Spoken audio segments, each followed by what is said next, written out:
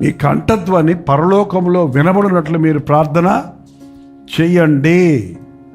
మనం ఎప్పుడైతే మనుషులు ఏమనుకుంటారో నిన్న ప్రార్థన చేస్తే, నా మనసు ఇప్పితే, నా స్థితి నిజస్థితి నా దేవునికి చెప్పుకుంటుంటే, నేను చేసే ప్రార్థన నా పక్కన కూర్చున్నాడు వింటే, నన్ను గురించి ఏమంటాడో అన్నది కప్పిపెట్టుకొని నటనతో, వేషధారణతో మనం ఎంతసేపు ప్రార్థన చేసినా దానికి ప్రతిఫలం రాదు, జవాబు రాదు, దానివల్ల ప్రయోజనమో లేదు.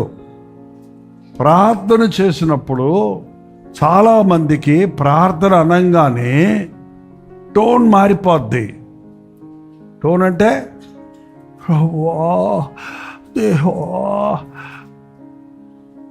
అలాగే చేయాలను, ఆమెను అన్నాక ఏందే అంటాడు. మళ్ళీ ఏంటంటే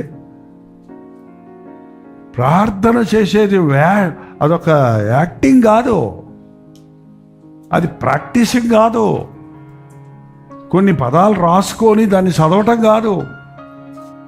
మీరు నాతో మాట్లాడుతున్నట్టుగా మీరు దేవునితో మాట్లాడుకోవచ్చు. మీరు మీ మనసు విప్పి ఎవరితో ఒకరితో చెప్పుకుంటున్నట్టు ఆకాశంలో ఉన్న దేవుడు మీరు ఇక్కడ మీ ఇంటిలో ఒక స్థలంలోకి వెళ్ళి కూర్చొని మీ బాధ కానీ మీ అవసరత కానీ మీరు దేవునితో చెప్పుకుంటే అది వింటాడు, జవాబిస్తాడు. అది ప్రార్థన అంటే. మనిషితో మనిషి మాట్లాడినట్లు దేవునితో మాట్లాడుకోవటం. మీరు మాత్రం ఊరుకోవటం కాదు. మీరు మాట్లాడినప్పుడు దేవుడు మాట్లాడతాడు. ప్రార్థన అంటే మాట్లాడటం కాదు, సంభాషణ.